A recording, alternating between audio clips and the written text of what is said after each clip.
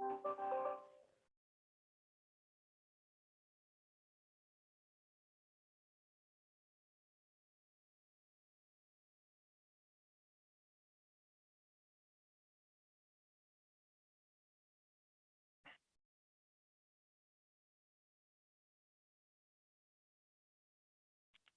Ron, can you hear me?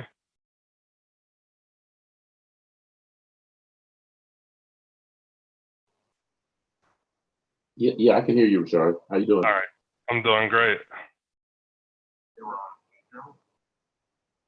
Yeah, I can Just hear you fine. just heard the echo. There's an echo. Are you on YouTube also? Yes. Okay, that's why.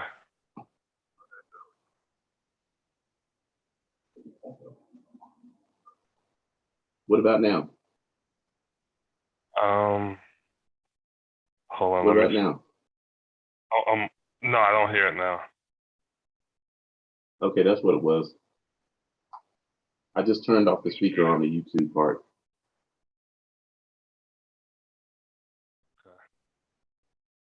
All right, let me share this link to him. You want to give me a quick call? People are already starting to log in. Sure.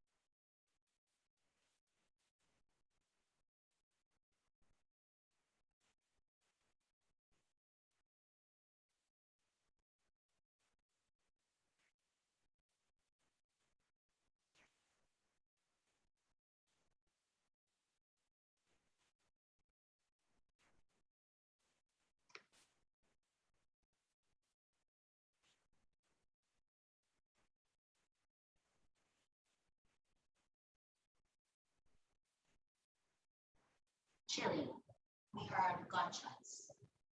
I got flat on the ground. My sisters, I think they were on shock, react. But it just reminded me at that of, of the relevance so that we were going to see. Sometimes sometimes it takes gunshot, sometimes sickness, sometimes being frustrated and sometimes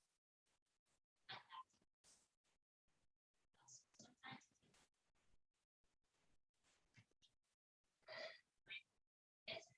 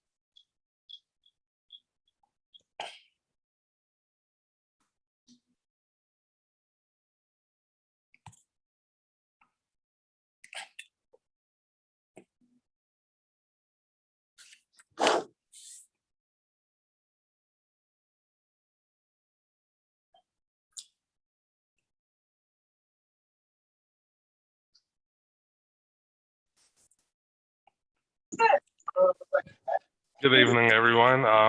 My name is Rashard Snellings. I'm the moderator for tonight. We will be beginning promptly at 7 p.m. Thank you for joining.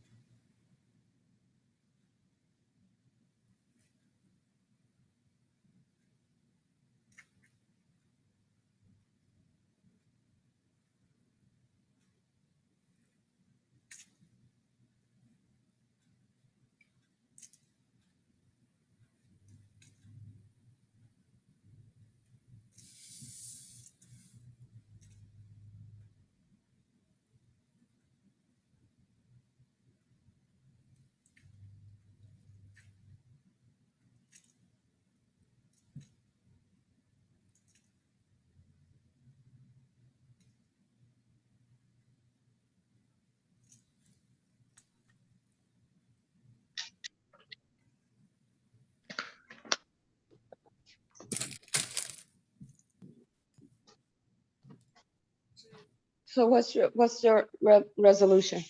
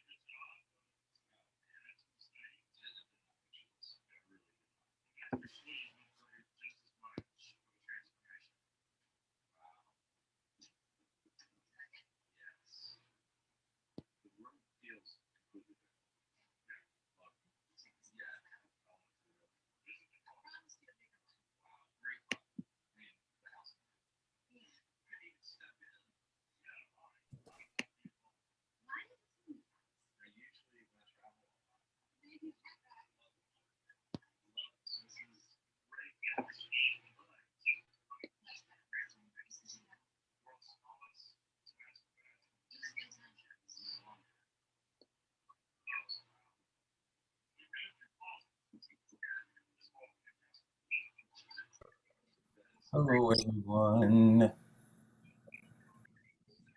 Thank you for joining.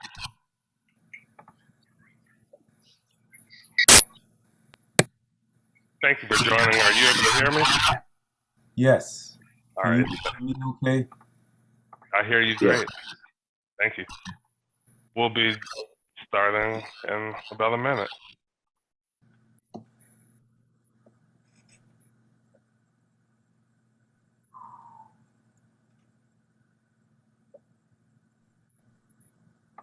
Thank you for joining.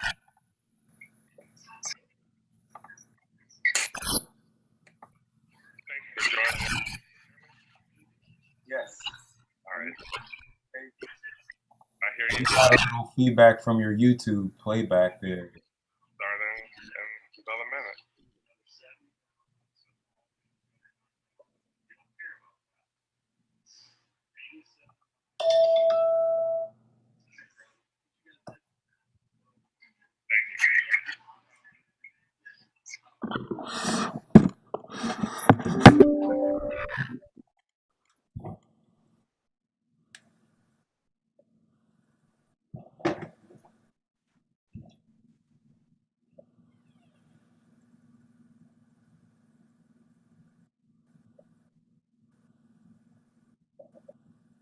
Seems like you would be.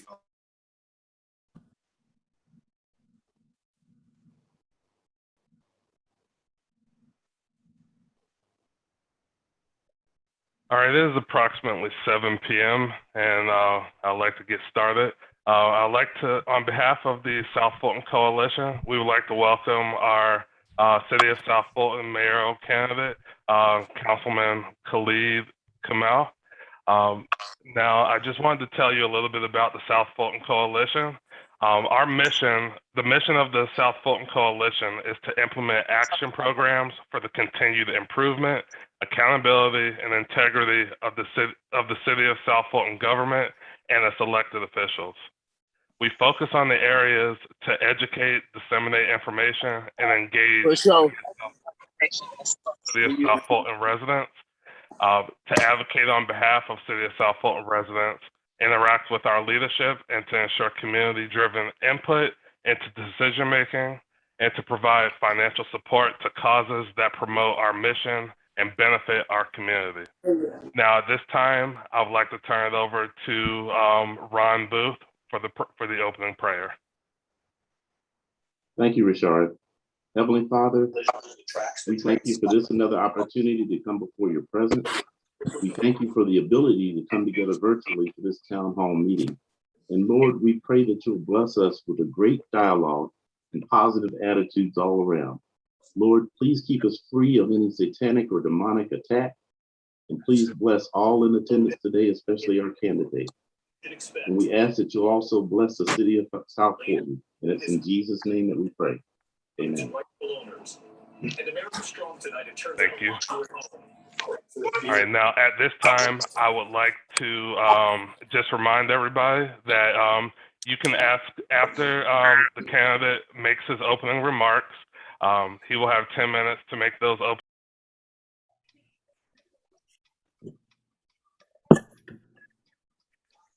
Showdown. Congress averting that government shutdown. And now the question, of course, will the House vote tonight on the $1 trillion bipartisan infrastructure bill already passed by the Senate? Money for roads, bridges, broadband, and to create jobs. Can everyone please mute except for the person speaking? Richard, please take yourself off mute. All right, are you able to hear me now? Yes, loud and clear. All right. Now I would like to pass it over to our candidate, Khalid Kamal, for his opening remarks. Mr. Kamal, you have 10 minutes for your opening remarks. Thank you. Hi, good evening, everyone. If my left side shut down, it's cold. Sit down from No, if my right side shut down, I can.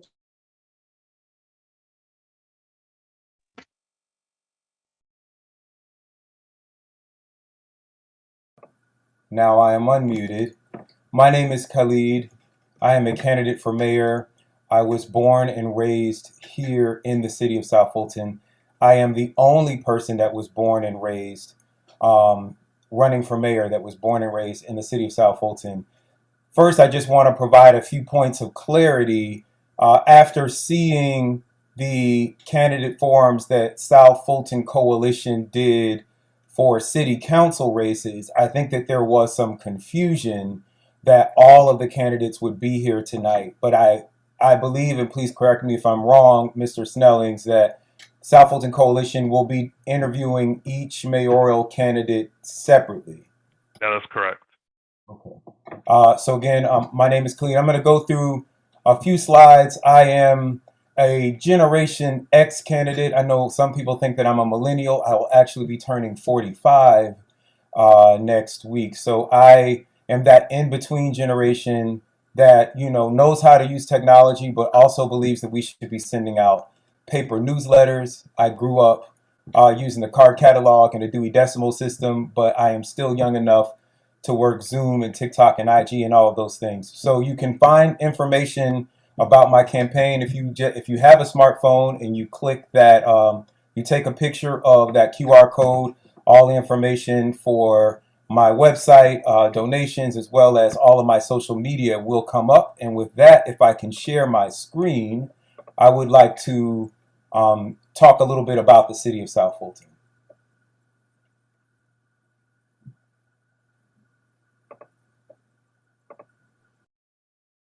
I'm sorry, Councilman, can you If you make me a co-host, I can share my screen, and that way I can share a little bit of information about the city of South Fulton. Okay. Got it. Perfect. Okay, so we are here. Everyone can see that. As always, you can text the word Fulton to 33777 to sign up for mobile alerts, as well as my newsletter. You can get alerts about not only the campaign, but all these events that are happening in the city of South Fulton. So I always think that it's good to start off with a map. I did this when I was knocking doors in 2017. Instead of talking about myself, I wanted to make sure that everyone knew about the city. I don't think all of us know enough about the city. So we are the same size as Atlanta. Atlanta is about 109, 108 square miles. City of South Fulton is about 90 square miles. As you can see from this map, we have some very jagged boundaries. That comes from, and I'm sure we'll get into it a little bit later, we had the option to become a city in 2006. When we voted no, places like Union City, College Park, and Atlanta began annexing our land. It's one of the things that prompted the cityhood movement to restart and form to push again for the city, which we finally got in 2017. But by that time, College Park, Atlanta, and especially Union City had annexed many of our most valuable parcels of land, our commercial properties. That is the big sort of gash you see between districts 3 and 4. That street running through the middle is South Fulton Parkway. So many of the warehouses and things that you see that you don't like are not actually in the city of South Fulton. But when we did not take advantage of becoming a city, a lot of those parcels were annexed. I and several other members of council believe that some of those parcels were annexed illegally, and we have been pushing behind the scenes to get our land back. Our current mayor and the mayor of Union City are friends. Our current mayor approved the zoning for all of the warehouses you see, even the ones that are not in the city of South Fulton. He approved and actually motioned for many of them as county commissioner. So it's been really hard to bring this issue to the public and get it on the agenda. Our mayor and mayor alone makes our agenda. You can find this map and more information about the city of South Fulton at khalidcares.com/101. The city of South Fulton is the blackest city in America. Of all cities over 100,000 people, we have a 92% African American population. It was 90% in 2016 when we formed. It was 92% in 2019. So we are actually getting blacker. Meanwhile, Atlanta is getting less black. You can see from this highlighted portion, in 2019, Atlanta is right on the bubble, and new census data suggests that Atlanta is no longer a majority minority city. This is important because many of the problems that we face, from undervalued homes to underperforming schools to a lack of investment in economic development, are related to us being a majority black city. Richard Rothstein, in this really great book, The Color of Law, and there's another one that just came out about Augusta, talks about how a lot of the redlining, many of us know about redlining from banks, but the first redline maps were actually created by the Federal Housing Administration. The same FHA that underwrites home loans created the first redline maps. And this is a great mapping inequality. You can find this on my website as well. This is one of the original redline maps. So many of the places that were redlined in the 1940s by the Federal Housing Administration are still suffering the effects of that redlining today. It is the reason that a home built in South Fulton by the same builder is worth less than half the value of the exact same home built by the exact same builder in Sandy Springs or Alpharetta. And it's also the reason that we know today that white families have 10 times the net worth of black families on average, because most of our worth is stored in our homes. There is some good information in our census data as well. As you can see here, we have a 67% owner occupancy rate. We have one of the highest rates of home ownership in the nation. As you can see, Atlanta's is only 43%. But if you look, I'm going to go back if I can. If you look at the bottom of this screen here, you can see that we have a much lower education rate than the city of Atlanta. So how is it that we have so much more home ownership, but we have a lower rate of people with bachelor's degrees? If you look up here under housing, that third statistic there, you can see that our houses are much more affordable. So because we have more affordable housing, we have lots of working class and middle class people that can afford to buy homes here in South Fulton, where they are being priced out of places like Atlanta. So it's important that we keep South Fulton affordable. I also think that this highlights the importance of investing in education. I want, as mayor, to invest in training our youth in programs that are not necessarily about college. Everyone's not going to go to college. I went to college and law school. I have $60,000 in debt, and I currently make $27,000 a year as a councilman. My friends that did not go to college at all, but instead went to trade school and are working as plumbers, are now making $80,000 a year, or $80,000 a year as an electrician without any debt. And it's one of the reasons they can afford to buy our homes here in South Fulton. So I'm going to stop here because my time is almost up. I have tons of more slides that I'll share as we're answering questions. But my goal as mayor is to refocus our agenda so that we are focusing on these issues like taking control of our land, building better, raising the standards for developers. And if we cannot find developers to build things the way that we want to build them, we have a $127 million budget. We can buy the land and start developing things ourselves. I want to invest more in local entrepreneurs as well as career paths for our youth. We can do that through our parks programs. We know that our Fulton County school system is failing many of our kids, but we can supplement the education that they're receiving in school and after school programs through our parks. And lastly, I want to improve our image. We need to rebrand, rename, and market our city. We did at one point vote for a new name. It wasn't popular for everyone. I'll let you in on a secret. Everyone is not going to love any name that we pick. However, the mayor vetoed the name. And so now every time the news reports on anything negative happening in South Fulton County, it gets attributed to the city of South Fulton. And so I want to build better, invest more, and improve our image. And with that, I am excited to take your questions. Thank you very much for that introduction. I just wanted to remind everybody that please use the reactions option in Zoom and raise your hand if you have questions. Once I see those hands raised, I will go ahead and acknowledge you. So I'd like to open the floor up to our first question from Shadrick Bowens Pitcham. You now have the floor.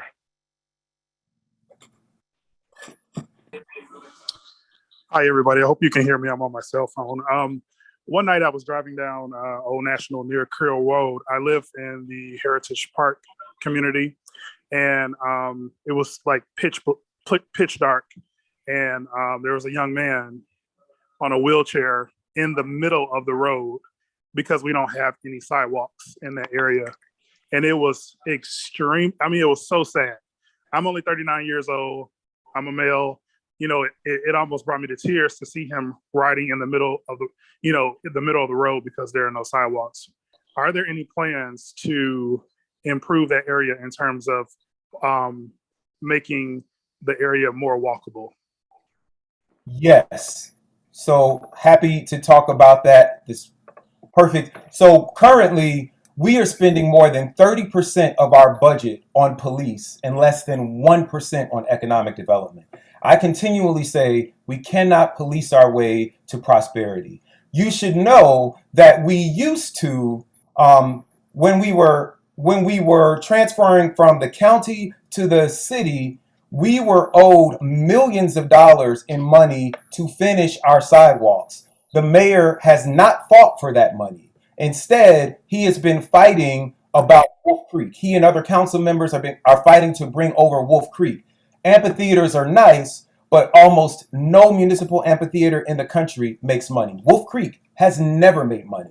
So we are building police buildings, building amphitheaters, not building things that make money. We have these school zone cameras. Many of you have probably gotten tickets. In the first 9 months for these school zone cameras, we generated nearly $4 million.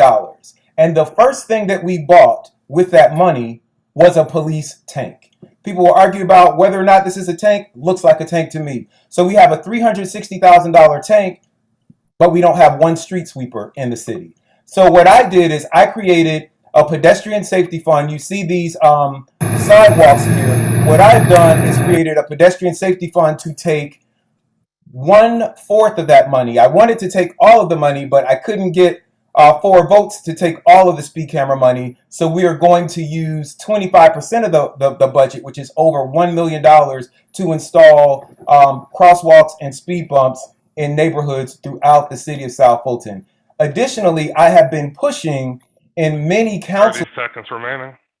I've been pushing, thank you, in many council meetings to follow up on where is this sidewalk. Anyone who's watched has seen me fighting about this. As mayor, that is going to be on the top of the agenda to get to complete our IGA with Fulton County, to get our sidewalks and to take care of our detention ponds. These are 2 issues people have been talking about that we haven't been able to solve. Thank you, Councilman. All right, thank you. Now I'd like to acknowledge user VDA. You now have the floor. Yes, I wanted to ask you, Mr. Kamal, with respect to private schools in South Fulton. I think part of the problem that we're having with our public schools is that they're not giving our kids the education necessarily to compete when they leave for whatever reasons, and I think they're various. But I wanted to ask you, is there a push or is there something that is on the way for where we can recruit private schools to come to South Fulton? Thank you. No problem. So we have a couple of private schools already in our city. As a city, we can do a better job of promoting those. But what I'm actually more, and quite frankly, is using park programs. If you can unmute yourself, Mr. Kamal. I'm mute everyone. Someone is muting me. I've just been talking. So let me start over. So we have a couple of private schools already in our city. I think maybe we could do a better job of promoting those. What I am more interested in is using our budget to fund after-school programs through our parks program. So when I was voted into office, Creel Park had not had any staff for nearly 10 years. 2 bodies had been found in the park.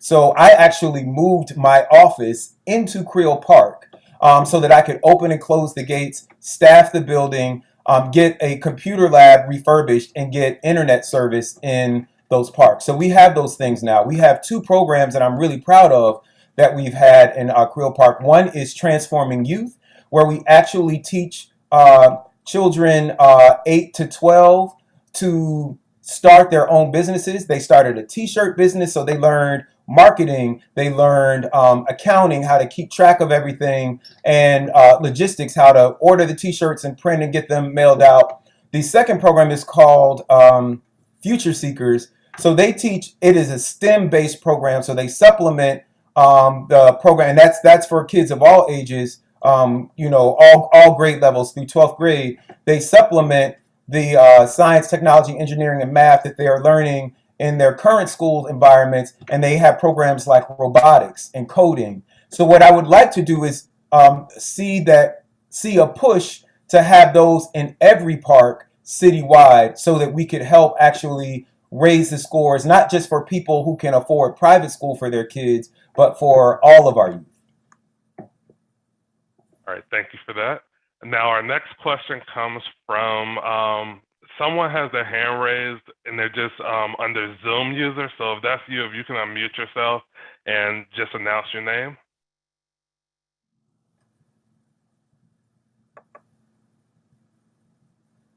That may be myself. That may be me. My name is Candia Perry. And my question is, Councilman Khalid, we met back on April 16th while I was volunteering at a Councilman Dr. Mark Baker event. And I introduced myself to you as a homeowner or resident at Camelot Club and asked, as mayor, what would your plans be for Camelot? We know Camelot right now is kind of a nuisance in the community. And we as homeowners are fighting to, you felt the best resolution is to bulldoze it over without, really giving any consideration to the residents there or here. So what would be your plans to help the 70 plus displaced senior citizens at Camelot if it was allowed to be demolished? One of the things that I worked on, hold on one second. I'm going to go back here. I just love sharing this information. One of the things that I worked on as a council person was bringing a $50 million project to Old National Highway. I had moved to create a DDA for Old National. That is a downtown development authority. It's different than the citywide development authority. And the goal was not to make Old National the downtown of South Fulton, right? A city as large as South Fulton, as large as Atlanta, will have multiple downtowns. Atlanta has a downtown, it has a midtown, it has a Buckhead, it has a West Midtown, it has an East Atlanta, right? So there are multiple economic development centers, but downtown development legislation it is a legislative tool created by the General Assembly to revitalize blighted commercial areas. I think everyone in South Fulton can agree there is no more blighted commercial area than the city of than Old National Highway, which isn't just my district, District 6, but actually encompasses 3 council districts. We have 3 council people representing Old National because it is the most densely populated area in the city with the highest density of both transit, people, and businesses. So I created this Downtown Development Authority. We brought a $50 million deal to the table. This is it, the Renaissance at Old National. These were some mock-ups that we had of the designer. This is an actual building that they had built elsewhere in the country. And 30 seconds remaining. The first part of the building, the first phase of the building was 80 units of senior housing. So I think that would be the perfect place to house people who are displaced by any demolition that we do at Camelot. Unfortunately, it was undermined by the mayor and his allies on council, but as mayor, I will be bringing that back, and the developer is still ready to go forward with that project. Thank you very much. Now we have a user, it just says iPhone, so if that's you, if you can unmute yourself and announce your name and you can ask your question. Thank you. My name is Jemias Render. I actually was a part of the foot soldiers in 2017 that was trying to make sure people was aware that the city was getting ready to be voted on. My question to Khalid is, I know you support entrepreneurs. Is there any way that we could potentially get legislation to require a certain percentage of shelf space in our retail commercial areas for Black-owned businesses? Since the city is predominantly Black, we should be able to be represented in any retail that's inside our city limits. There should be products that are made by us and for us that we can go in and purchase at will like we do now. Thank you. Would love to talk about that. I actually absolutely do think that there is legislation for that. So one of the things that I've been talking about is creating this Grown in South Fulton label. 17% of the city of South Fulton is zoned agricultural.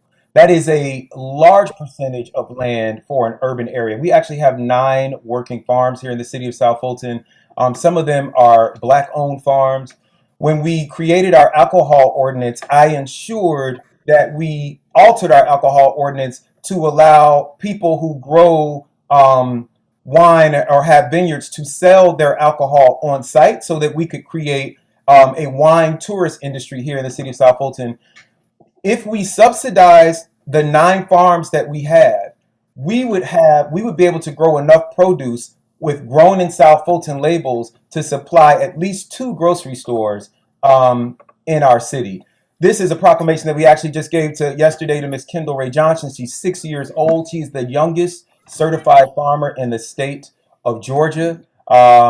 And so this is legislation that I am actually proposing. We're also doing a disparity study. I don't think that right now we're talking about a local preference. I think that we also need a minority preference, as we know that minorities have been locked out of both access to capital and as well as just being able to have support from city contracts. The majority of we are 92% African American, but I can guarantee you that 92% of the contracting we do as a city does not go to African American owned businesses. So I do think that there's legislation that we can do. There is some research and some legal hurdles that we have to investigate and abide by in order to get that legislation passed and for it to be lawful. But it is definitely something that we can do but it's not just about passing legislation. It's about putting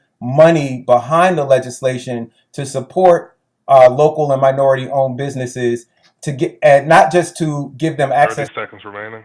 Thank you. Not just to give them access to our contracting, but access to capital that they have been locked out of because of the redlining and things that I've talked about in earlier slides. Thank you very much. I would like to pass it to my colleague, Ron Booth. Thank you, Rashard. Councilman Khalid, this next question comes from Mr. Curtis K. Redding. He says, I'm proud of the work you have done as a councilman, but I can also see how much pushback you receive from the mayor and other council people. As mayor, how will you get anything done if your current peers remain in office and fight you along the way? So, honestly, I have no slide for this. Honestly, it will be very difficult. And the only people that can change that is you, the voters. We have half our council that is up for election this year. Districts 2, Districts 4, District 6, and the mayor. I submit to you that no one that is in a seat currently should remain in that same seat. We need a new District 2 person, a new District 4 person. You will have a new District 6 person, and we need a new mayor. That is the only way that we are really going to be able to do a reset and change the culture of the council. If that doesn't happen, there are still some things that I can do as mayor. As mayor, the mayor and the mayor alone makes every agenda for every council meeting that you have seen for the past 4 years. And the mayor and the mayor alone facilitates and moderates every meeting that you have seen for the past 4 years. I know that I can do a better job at moderation.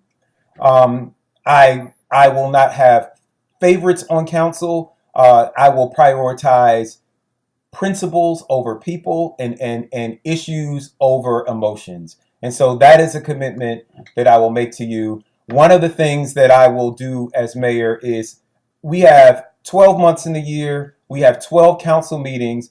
I would like to create a calendar so that from January through December, you will know what we are talking about, and we will focus on one issue at a time. Instead of having these 1,000-page agendas and these 8-hour council meetings, in February we'll focus on zoning.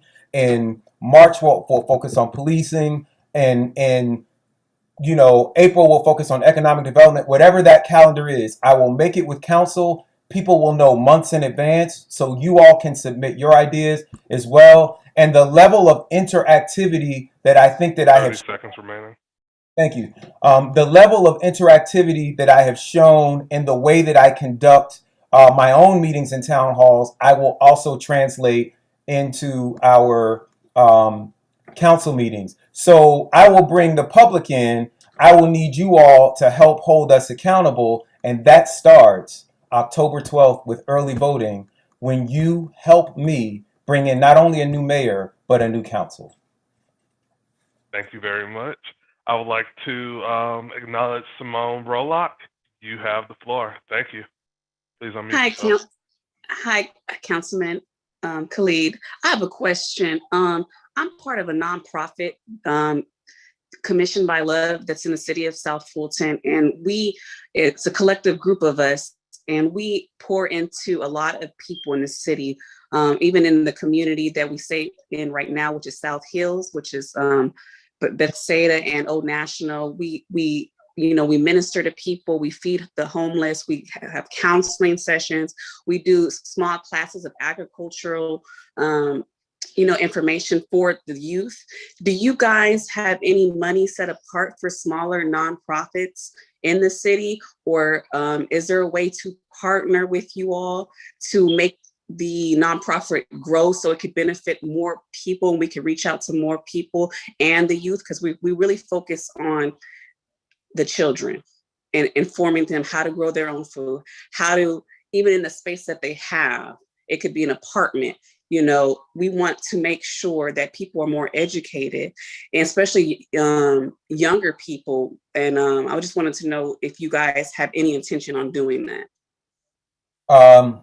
We don't have any money in our budget for that now. And now I'm going to have like a courageous conversation, right? As mayor, I'm always going to do this. I'm always going to tell you the truth.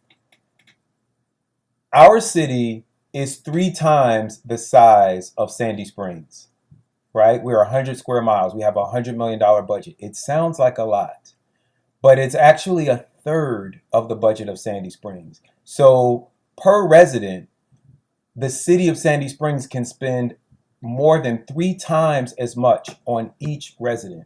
$100 million isn't a lot of money when you stretch it over 100 square miles.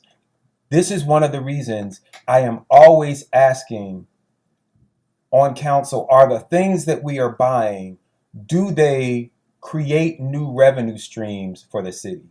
Going forward, we're really going to have to say, if it don't make dollars, it don't make sense.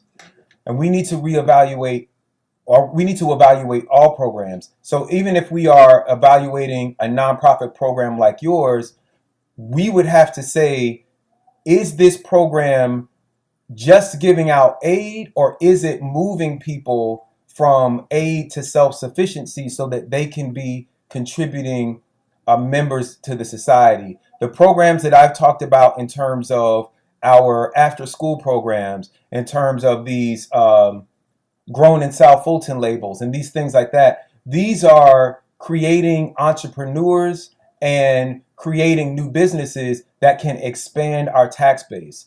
Our Downtown Development Authority is one of the reasons I've been opposed to all of these government buildings, these police stations and justice centers and all of these things, especially on Old National, because this is super valuable commercial property, and government buildings pay no taxes and generate no revenue. So we need to, other than, taxing people more, right? So we need to diversify our tax rolls. Right now, 85% of our land is zoned residential. And so the majority of the taxes that we have are coming from you all, the residents. We need to focus on creating programs that generate new revenue streams so 30 that, seconds remaining. thank you, so that later on we will have more money for programs like yours. Thank you for that question. I would like to pass it over to Ron. Ron, you have the floor. Thank you. Thank you. This next question comes from Yoshina Colbert Bradford. Councilman, if there is one candidate presently running with you now that you could choose to work with you if you take the mayor's seat, who would that be and why? Honestly, I would like to work with all of the candidates that are running. I will tell you, I didn't want to be mayor. I didn't want to run for mayor. I was happy being a council person, and there were a lot of people in my district that wanted me to stay that way. If I could have had a better relationship with our mayor, I saw him as being a steady hand. He had all of this experience and this knowledge. I had all of these new ideas. It would have been so great if we could have worked together. If I am mayor and the and the mayor is out of office, I will still hope to be able to call on him for his advice. I don't think that everything that he's done is wrong. He's been over this area for 20 years now, so I think he does have a wealth of knowledge. I think Jewel Johnson also has been running for offices in South Fulton and Atlanta for 2 decades, so she has a wealth of knowledge as well. So I would hope to work with both of them, as well as Dr. Sonia Rao, Dr. Sonia Roll. We have a Dr. Rao on council and Dr. Roll that is running for mayor. She works with the South Fulton Human Services Coalition. So a lot of the programs that like Ms. Robinson was talking about that they have in South Hills, she is aware of those programs and works with those programs. So I actually really hope to be able to work with all of the candidates. All of them are much older than me. They have a lot of experience that I don't have, or they have a lot of knowledge that I don't have. So I hope that you don't have to be elected to serve. And so I hope that they would all continue to serve the city of South Fulton. Thank you very much. I would like to acknowledge user C. Joyce. Please unmute yourself. You have the floor. Thank you. Okay. Hi. I'd like clarity, please, on the question about the demolition of Camelot and your proposal to bring back the developer who will build a $50 million building.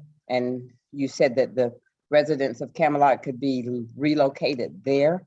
Are you planning to demolish Camelot and have the $50 million investment built there? No, that was not the site for that development. However, I do have to say, myself and Councilman Reeves have made several visits out to Camelot. One of the issues with Camelot is that it was originally a condominium, and so it has multiple owners. You have to deal with each of the owners individually, but I can tell you that in many of the units, right, there is flooding, there is mold, right? They are unsanitary conditions. I have pictures and video of black mold coming up the walls in units that are flooded. And so some of the buildings are beyond repair and really do need to be demolished. People are living in inhumane conditions. I do think that it is important that we try to find homes for as many of those people as possible, but we cannot allow people to live in inhumane conditions. Thank you. Thanks for that question. I would like to pass it to Ron Booth. Thank you. Okay, Councilman, this next question was sent in to the coalition. And that question is, why do you feel you are a better fit for South Fulton than the current mayor? And what would you do differently from the current mayor?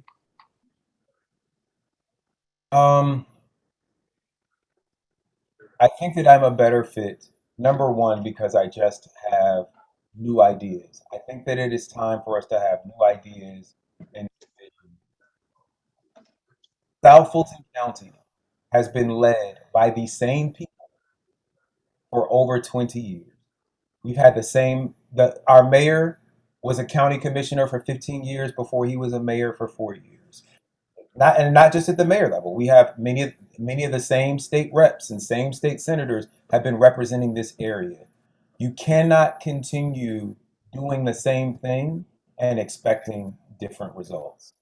I think that I have shown in my ability to attract development that I have new ideas and a new way of thinking about how to develop Old National. I have shown as a councilman a responsiveness that many people in elected office have not shown. Many people think that these are part-time jobs. I never thought it was a part-time job. I have never worked another full-time job since I have been a council person, and I won't do it as a mayor. Our mayor hasn't worked another full-time job, but I just think that I have the energy and the imagination to bring new ideas, not only to bring new ideas to South Fulton, but to execute them. Thank you, sir. The next question is, what will you do to help reduce the hostility between members on the council? And what do you think is the cause of it in the first place?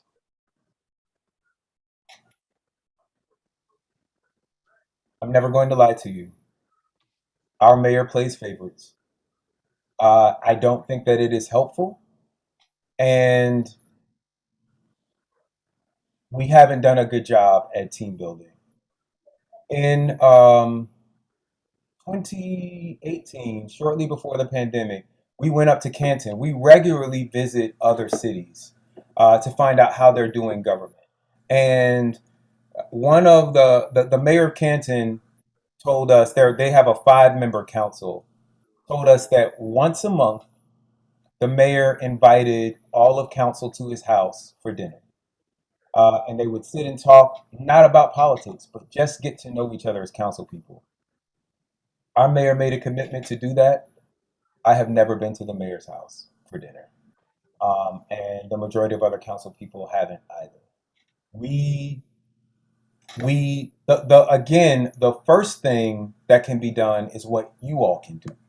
And that is to help us reset this council by electing as many new council people as possible. And I will submit to you, I will be honest. Even if you say, Khalid, you've been part of the problem. We don't want to elect you either. Then elect one of the 2 candidates who have not been mayor. But please do not send anyone back to the same seat. The next thing that I would do is be transparent.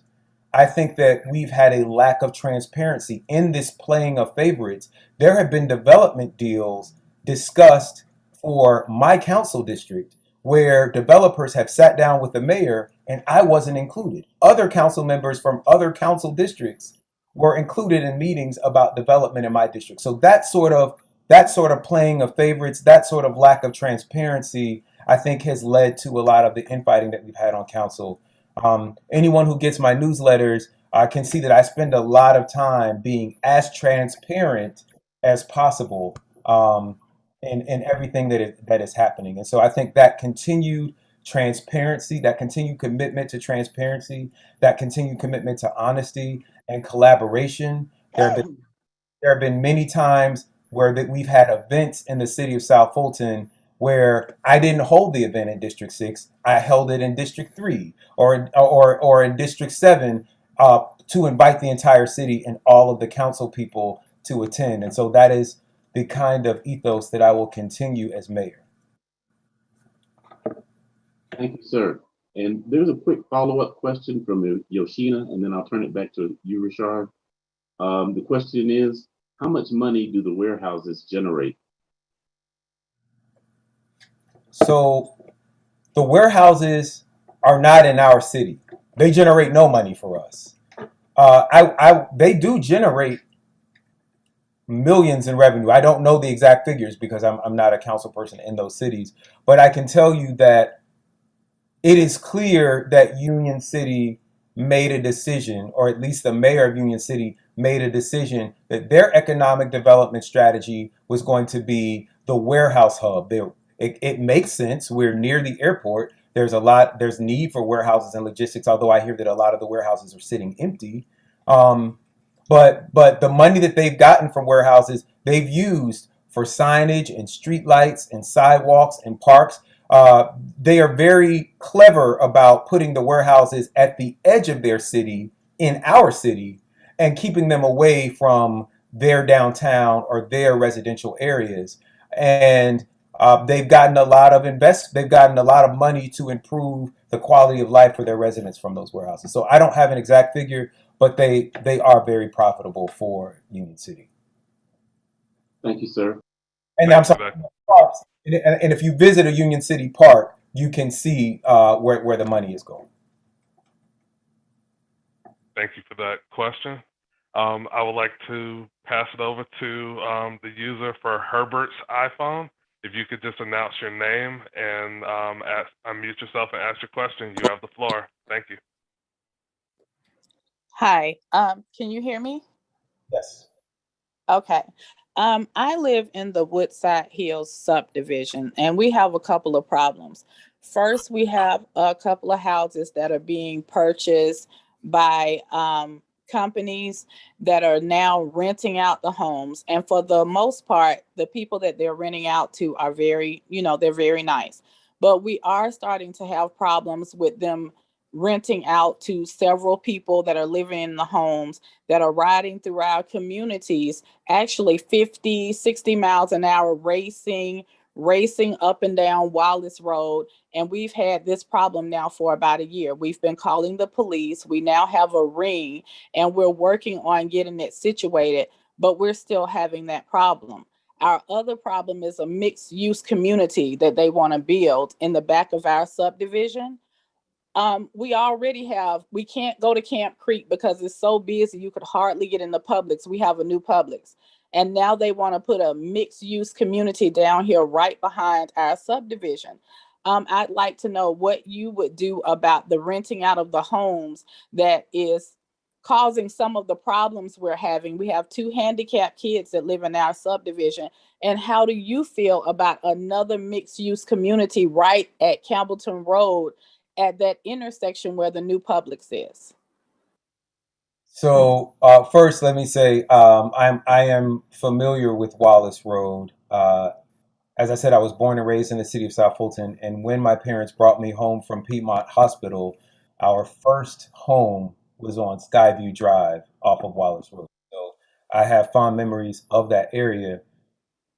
We have to, if anyone watched the council meeting last night, this issue came up. There is a new cigar bar taking over Cigarros in off of Butner Road. And just before that, we had talked about our development authorities, and then just after that, we had talked about our comprehensive plan.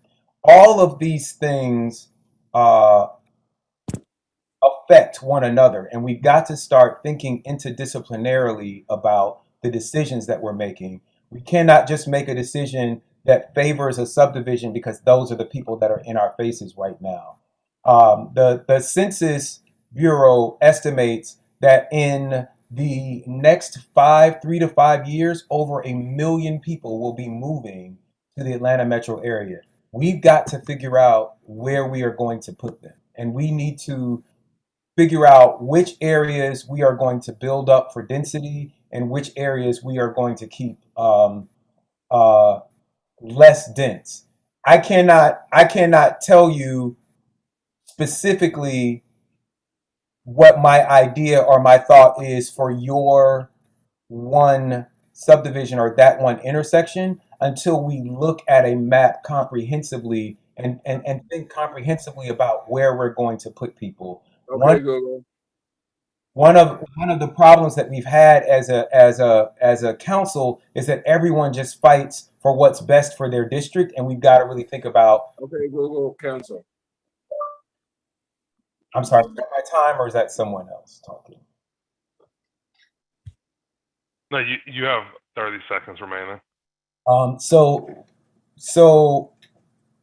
that's really my answer about what's best for that subdivision. But I do think that the pedestrian safety fund that we created could be used to put speed bumps and speed tables down Wallace Road, which is a street that we control. And I do want to give a shout out to Councilwoman Helen Willis. She and I have both been talking about this issue with HOAs and transparency, and there are some ordinances we have coming up trying to curb the renting out of what are supposed to be single-family residences.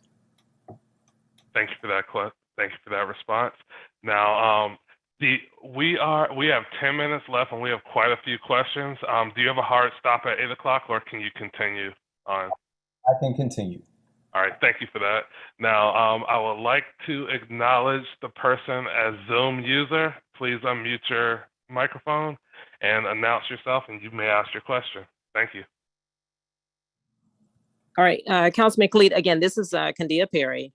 And as you know, I believe, in fact, I know another homeowner here asked the question, we're part of a small, no, not a small committee, but a committee called the Camelot Concerned Residents. And we are fighting for our committee, for our community. If you are elected as mayor, we do have another elected official that is working on getting, seeing what grant monies are available to our community. If that is, if they're able to get that done to save our property, would you stand behind that elected official and allow those grant monies to be put into our community to save? Because again, it's not just the 70 seniors. We have over 300 families here as well. This is the difference between me and any other elected official. I'm not going to tell you what you want to hear. I'm not going to say what sounds good. I'm never going to lie to you. Some of those buildings at Camelot need to be demolished. Period. If there are some that we can save and we can get the funds to save them, I will absolutely do everything I can to save those buildings. But I have been in those units. And some of them are beyond repair. We need to demolish them and rebuild them. There comes a point in the life of every building where the cost to repair it is more than the cost to keep it. And that's going to be a tough problem, but I do not believe that we're going to be able to save every building in Camelot. If any building that can be saved, I will do everything that I can as mayor to see that it's saved if there are monies to save it. But I don't believe that we're going to be able to save every building, and anyone who tells you anything different is probably lying to you. Well, that's what the grant money would be used for. So I appreciate the fact that you said, yeah, you would stand behind rebuilding the buildings that would need to be demolished and rebuilt. Okay, thank you. Thank you for that question. I would like to acknowledge Vida. You please unmute yourself and you have the floor. Thank you. I believe that there was overlay for the old. I believe that was. You're on mute. She's very low. I hear you're asking about overlays.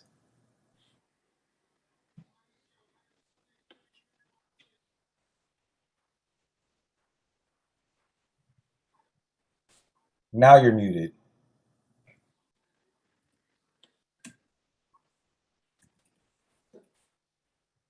You can post your question in the chat. We cannot hear you. How about now? Can you now? Yes, thank you. Okay, I had on. Okay. I wanted to ask with respect to I think it was called the overlay district for the Old National Highway area. And I think it had to do with what kind of businesses we were trying to attract to that area.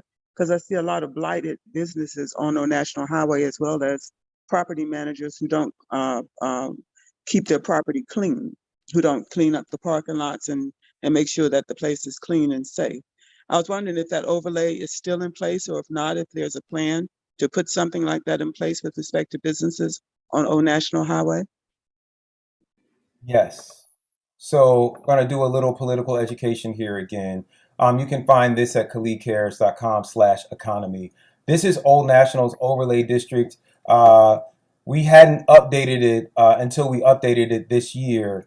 We made very minor changes to the district. This I want to show you is the overlay district for Perimeter Center, Dunwoody, which is another area that is around the perimeter. In their overlay district, not only do they make plans for the streets, but they are very detailed in how Perimeter Center should look in terms of frontage, where trees will be, in terms of making sure that buildings are built towards the street. You can see this frontage option here, that buildings are built toward the street so that they are walkable. These are all changes that I asked for in the overlays for Old National Highway. Those overlays are part of our comprehensive plan. Those changes were not included. As mayor, one of the first things that I will do is call for a revision, an update of our comprehensive plan, which we can do at any time after we approve it. It looks like it's headed towards approval in the next few days, actually. But I want to revisit those overlays. Now, the overlays and the maintaining the cleaning of the area, those are actually two separate issues. In addition to bringing over, so I'm going to say another controversial thing. In addition to bringing over the same head of government from Fulton County, we brought over our county commissioner to be our mayor. We brought over basically all of the employees from Fulton County. So all of the people that did not give us the results that we wanted, we brought them all over to the city of South Fulton. I think that we need to relook at that. Just today, Miss Jill Lindsay is on. She's one of our super citizens. She sent an email a month ago asking about trash cans in front of 30 seconds remaining. trash cans in front of Kroger.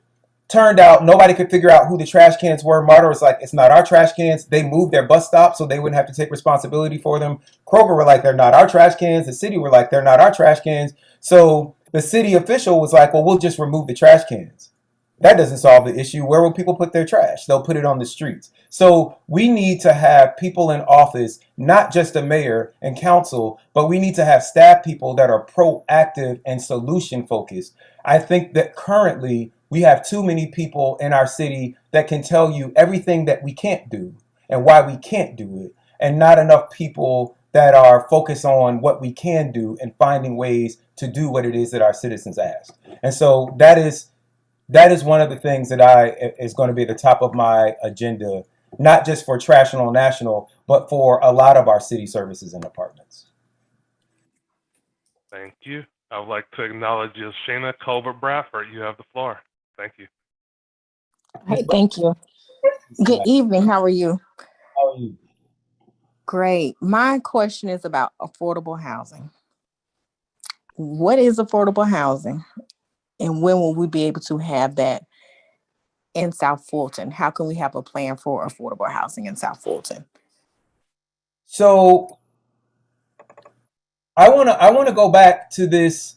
I want to go back to this slide again. We actually do have affordable housing in South Fulton. Affordable housing is really just housing that people can afford, right? Whatever our median area income is, and I will show you. I think I have a slide here somewhere. I'm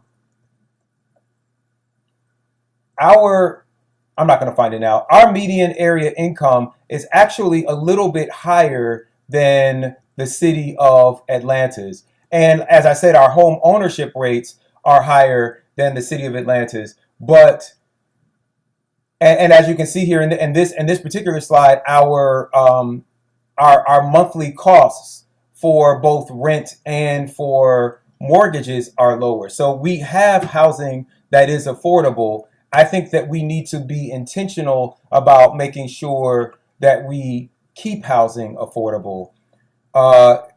The greatest predictor of crime is actually the amount of income inequality that is in a community. And so we need to be looking at mixed income communities. Too often we have communities where houses are $600,000 and up, and they and their schools are segregated. And so we're creating ghettos and pockets of poverty where all of the houses that are less than that, or houses that are under $100,000, are in one area. One of the things that I want to see us do is create more mixed income communities. But I do believe that our housing is affordable. We just now need to have a plan where we integrate it so that children of warehouse workers and retail workers and airport servers are in community with children of doctors and lawyers and engineers, so that they can see all of the options that are available to them. Thank you.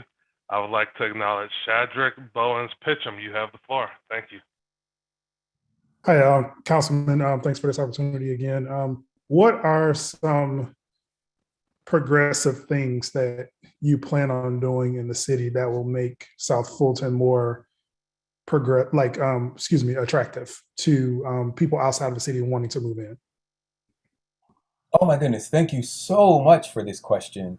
Um, we've done a lot of very progressive things in the city. We may actually be the most progressive city in the South, right? One of my first moves as council person was to create an election day holiday. That is something that the federal government is now talking about.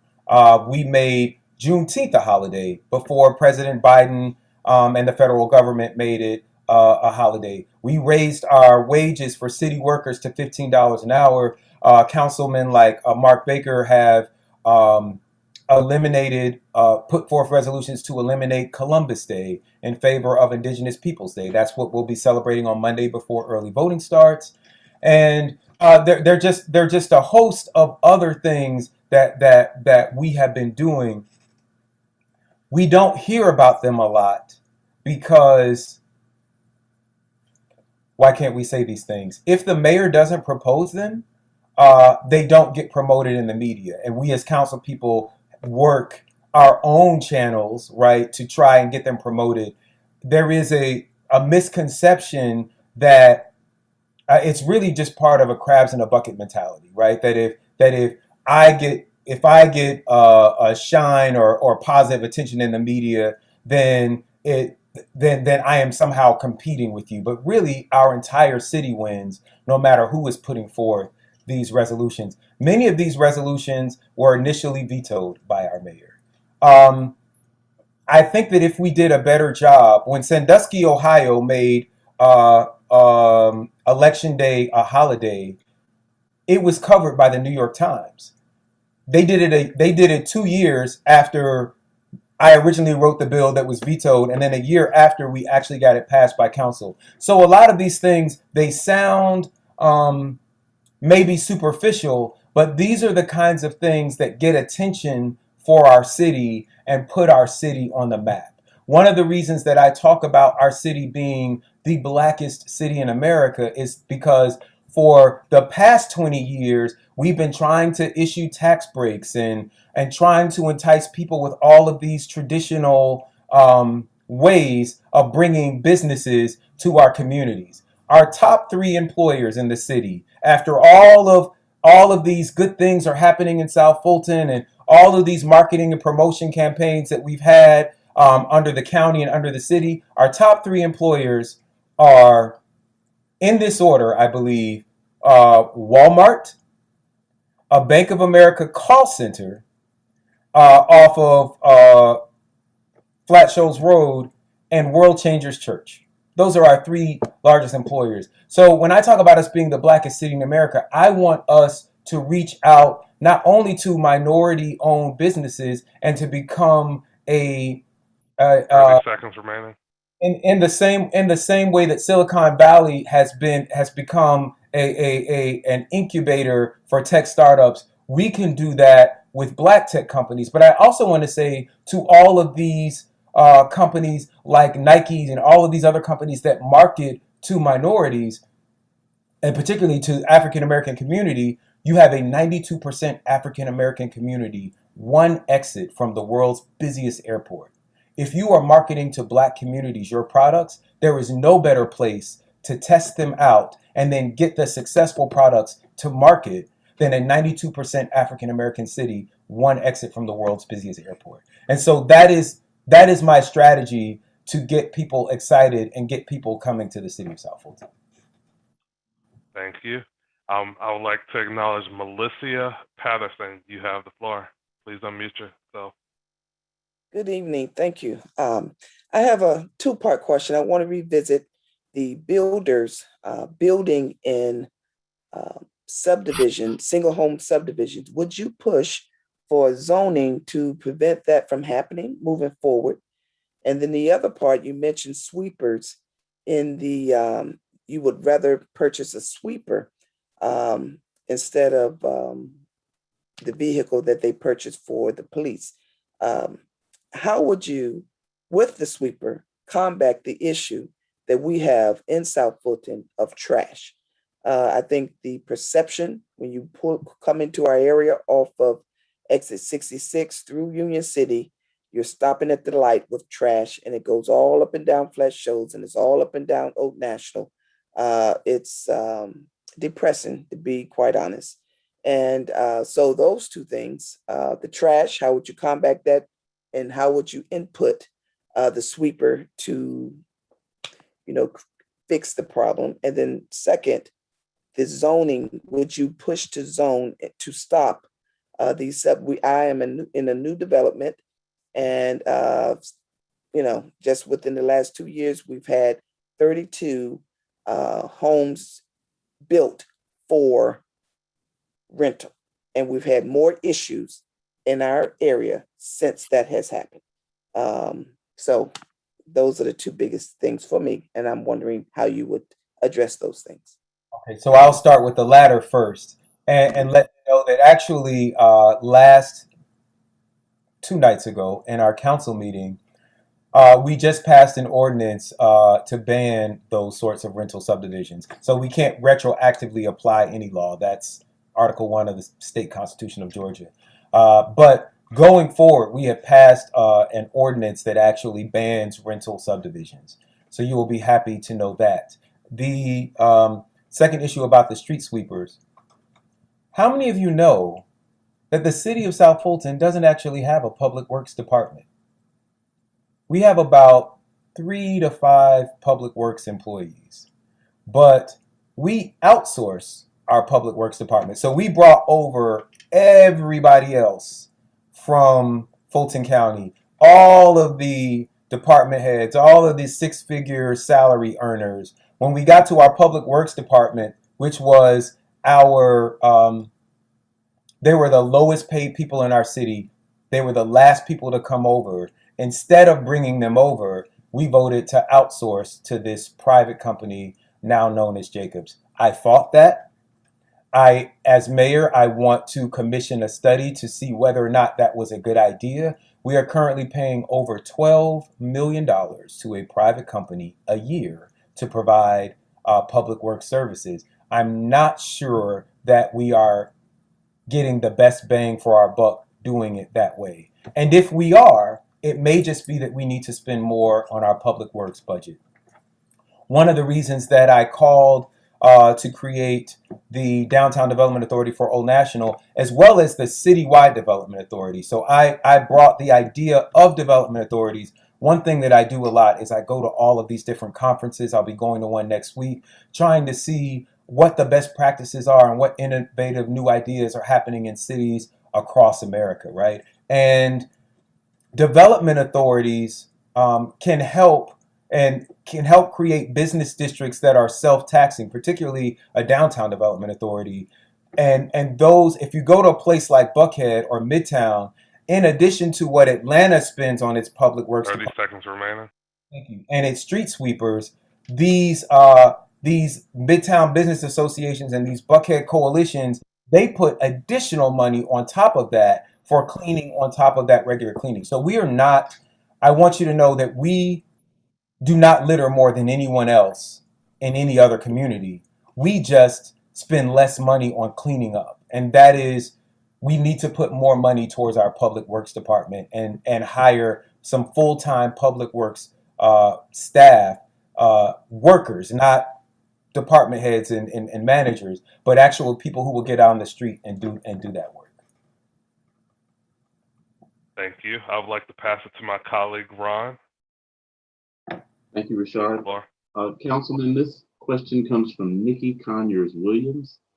She asks, can you please speak a bit more about your vision and plan for creating our city's identity/brand, and how long you think it will take to see that vision realized?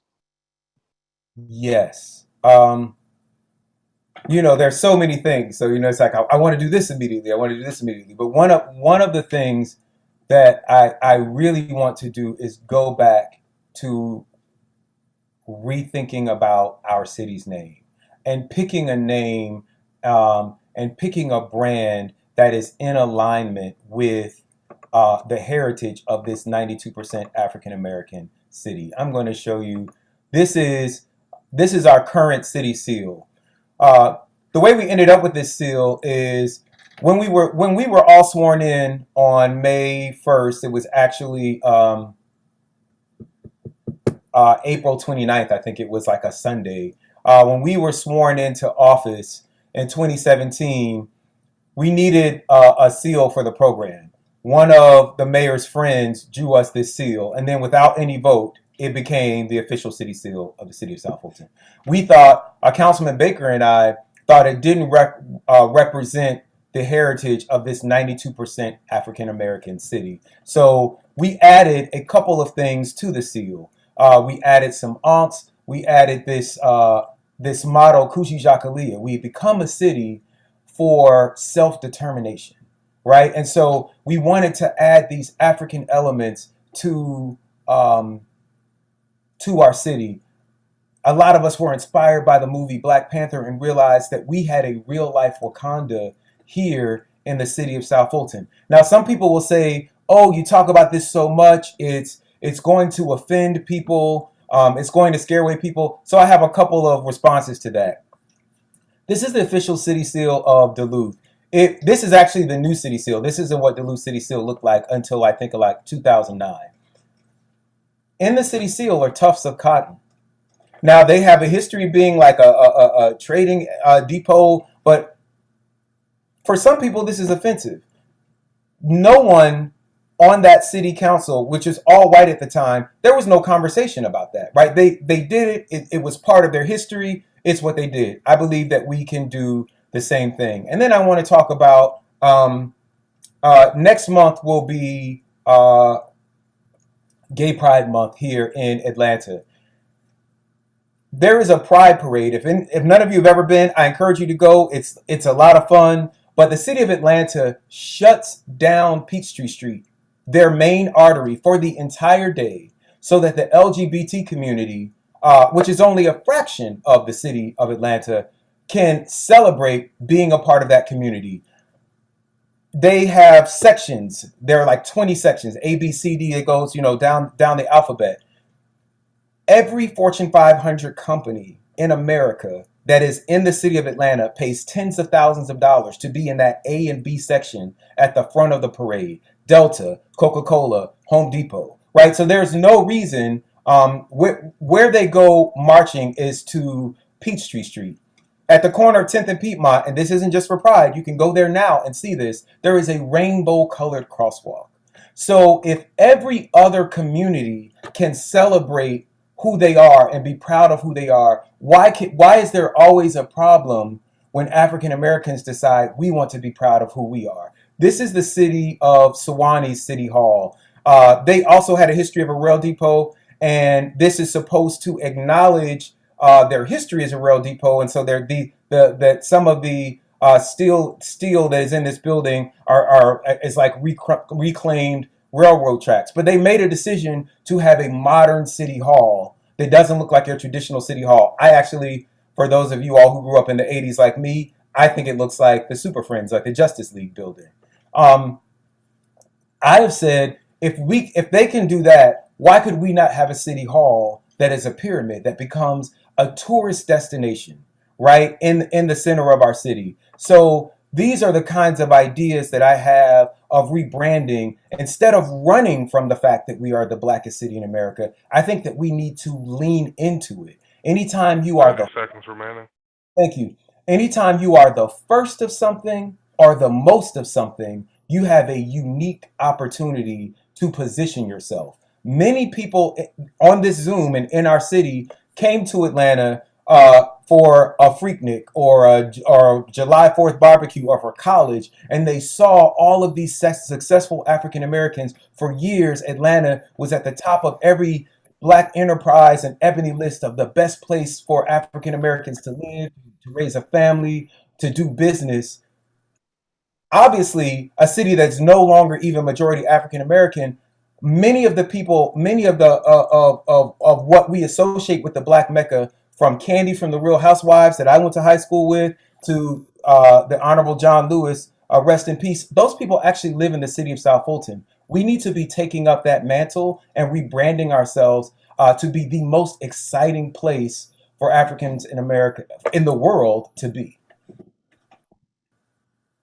Thank you, sir. The next question comes from Black Mother. Her name is Malika. She says, greetings. Do you have anything on your agenda involving programs for our youth like a YMCA? If it isn't, any funding the corporations that want to build here should fund it? Yes. Anyone who knows me knows that investing in our young people, it is one of my three pillars in my platform. Uh, is the most I just think it's the greatest return on investment that we could ever realize. And so there have been some talks with YMCA's and with Boys and Girls Clubs. When we get to a certain population, we become entitled to more funding for things like that. And I believe that mark is 250,000. So we are a bit of ways away from that. But in terms of working with corporate partners, one of the important reasons to invest in businesses and entrepreneurs and growing local businesses versus giving tax breaks trying to attract people, right? And I want you to consider this. Those of you who are familiar with Old National and are familiar with Camp Creek know that nearly every store that is on Camp Creek used to be on Old National. The Target, the Red Lobster, the Longhorns, right? All of those things used to be on Old National. They moved to Camp Creek for tax breaks. They got 20 years of basically low to no taxes, and those are up. And so you'll probably see them start moving again. One of the reasons that it's important to invest in local businesses and grow our entrepreneurs is because studies have shown over and over again that local businesses are better corporate citizens. They don't tend to move, right? Even though Amazon has built a Q2 headquarters, they have kept their headquarters in Seattle. Apple has kept its headquarters in Cupertino, California, and they give generously to the school systems there and to the government there. And so we 30 need to seconds remaining.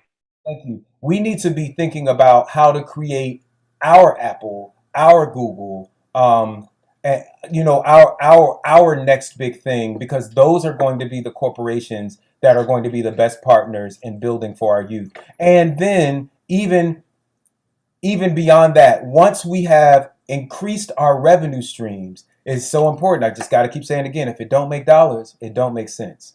And when we begin to increase our commercial revenue streams, then we will have more money for all of these nonprofit programs.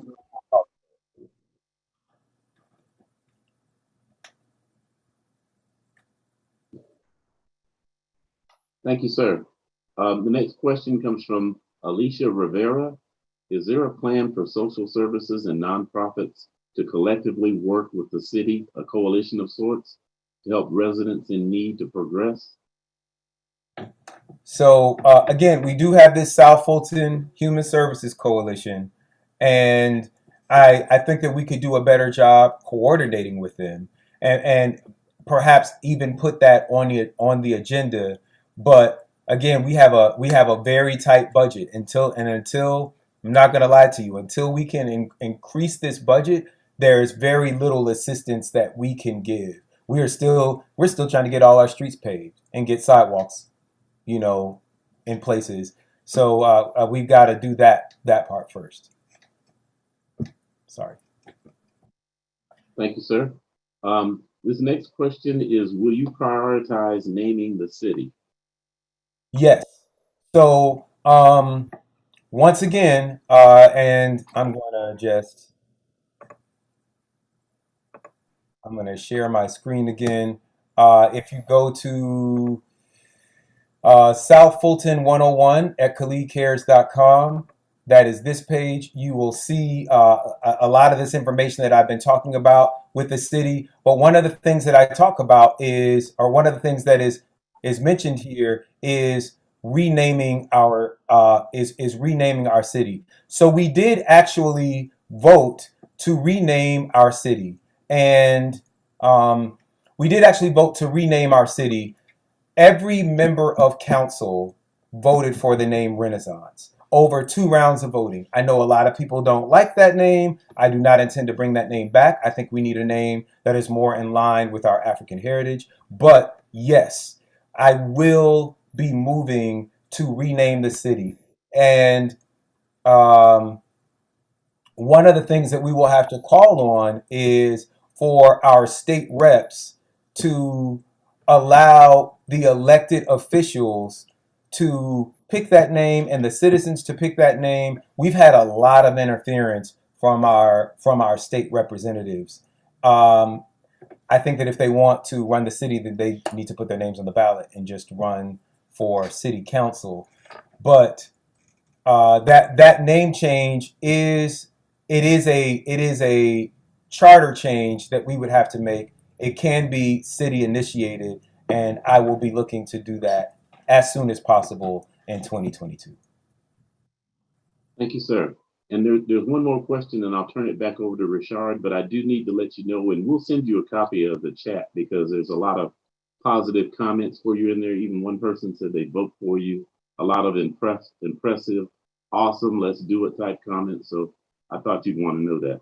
The next question is, if you become mayor, would you select a new chief of police? So first, I actually cannot select a chief of police. And I want to be clear. I want to take a moment to do a little political education. In Atlanta, the mayor can select all of the department heads in the city.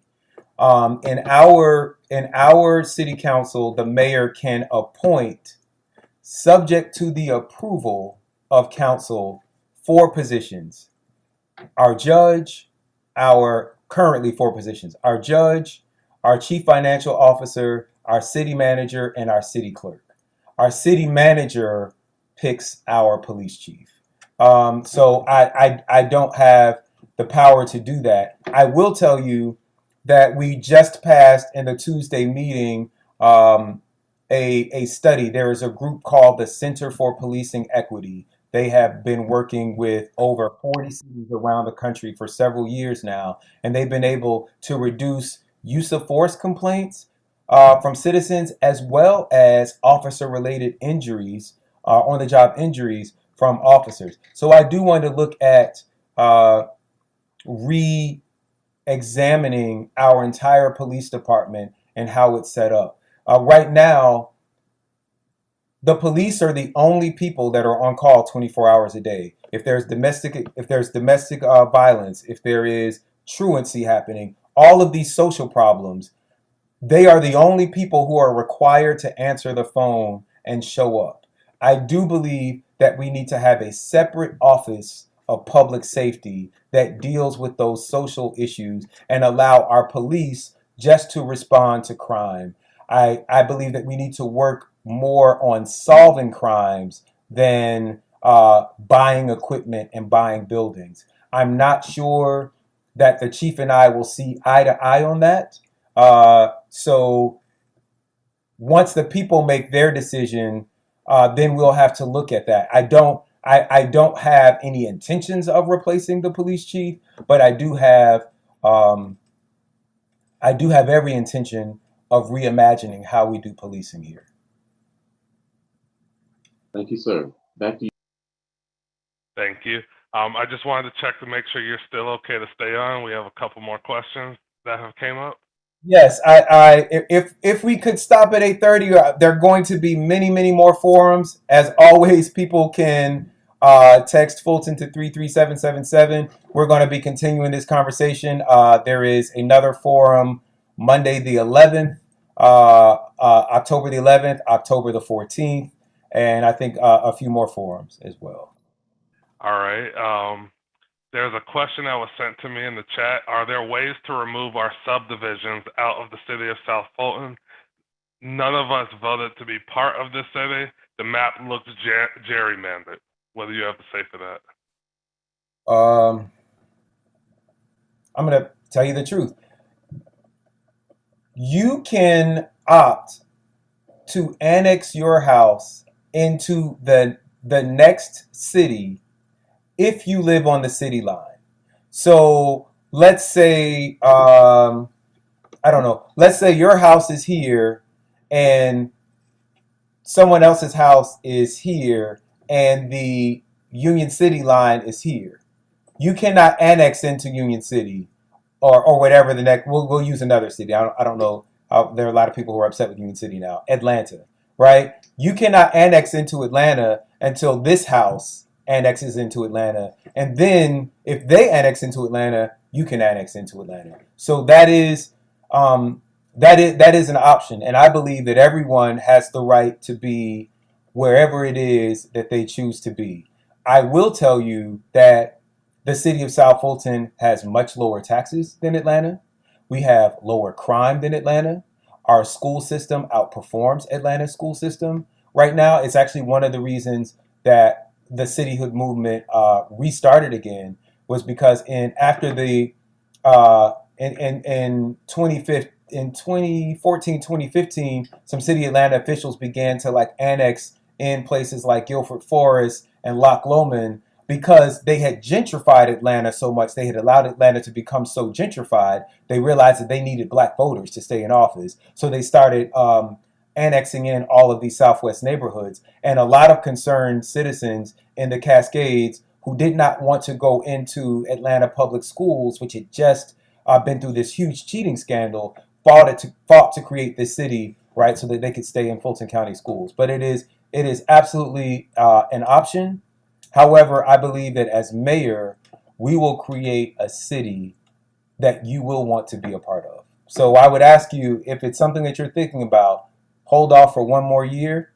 If it's not something, if you're still not impressed by what we're doing and you are able to annex, I will sign the paperwork and not fight to keep anyone in the city that doesn't want to be here. All right. Thank you for that. I would like to pass our last question to Shadrick Bowens. Pitcham, you have the floor.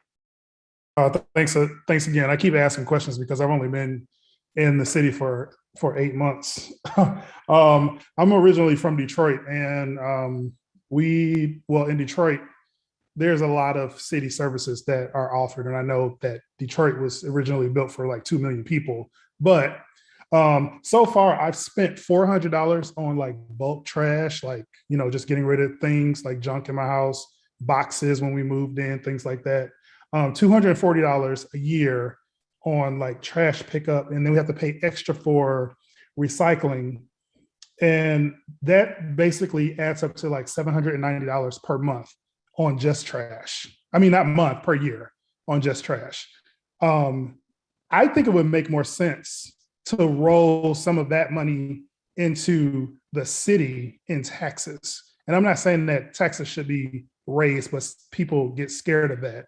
But if the city could somehow take over the trash pickup and pick up things a lot more regularly, like I can't figure out where to put grass clippings.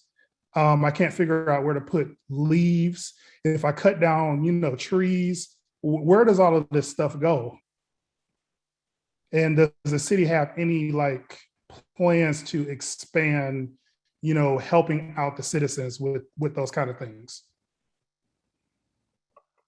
Awesome. Thank you for the question. So I'm going to direct you back here to the South Fulton 101 page. I probably need to update it with a couple of new pieces of information. But in 2019, we were looking at creating a citywide trash service. Everyone would have the same trash service. Everyone would have the same bill. On the verge of the vote, at the actual meeting where we were supposed to pick a citywide sanitation contract, the mayor made a speech and shut down the meeting. And so we didn't pick it. And so we have a patchwork of different people offering different city services, different trash services. And the rate that you get is different depending on what you know to ask for. You can read about this history of our trash service at khalidcares.com/101. And the first thing I want to let you know is that everyone should be getting recycling. We have required every city vendor to offer recycling, and we've required every city vendor to offer a specific City of South Fulton rate. So you should make sure, you should call your private vendor and ask them, tell them I am a City of South Fulton resident. I want the City of South Fulton rate. which currently includes recycling. Previously, as a county, when we were with the county and we had a larger budget, we actually did have bulk trash collection at our door. Right now, we have these bulk trash collection days. You have to bring your bulk trash either to Creel Park or to Merck Miles. If you are a senior, you can schedule to have your trash picked up on those bulk trash collection days. You can text the word Fulton to 33777 to receive a mobile alert on when those bulk trash days are coming, and it will also be covered in my newsletter. But yes, as mayor, I would like for us to re-look at having a citywide trash collection that includes both recycling and bulk trash. Thank you for that response. And I would like to offer you time to make your closing remarks, and if you can leave your contact information in the chat so everyone can contact you if they have any additional questions. Okay, so again, I will, if you are watching this on your computer and you have your smartphone, you can just scan this QR code here in the top right of my screen. It will bring up my website and all of my social media information. You can follow me no matter what generation you are. I'm on Facebook, Instagram, and TikTok. And I actually post city information on all of those. You can also, please, right now, text the word Fulton 777. I will text you back a few questions. I will get you signed up for our for my citywide newsletter. And at every newsletter at the bottom, my contact information is there. It comes from my email, so you can simply reply back. We have these very long emails. It's like khalid.kamal@cityofsouthfultonga.gov. But if you can just remember khalid@khalidcares.com, that is the best way to reach me. You can reach me through social media. And again, when you sign up for the newsletter, you can just reply back to that newsletter with any questions or comments or concerns that you have. Again, my name is Khalid, and I want us to build better, invest more, particularly in our minority businesses and our young people, and to improve our image, to improve not only the council's relations with one another, but to improve our communication with you as residents, and to rebrand ourselves as the most exciting, most progressive city in the South, and most affordable, a place that everyone wants to be. Again, I thank you all for your time. If you have enjoyed this, please tell a friend. I will have this video in the next newsletter. I'm sure that the South Fulton Coalition will have this video. Please share it widely. Let everyone know. Election Day is November 2nd, but early voting starts October 12th. If you have requested a vote by mail ballot and have not received it, you should know that they are not being mailed out until early voting begins October 12th. So nothing funny is happening.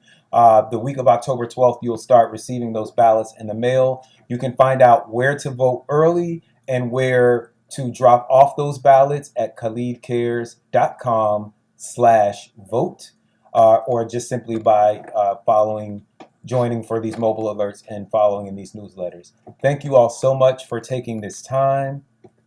South Fulton forever. Thank you so much. This concludes our meeting for tonight.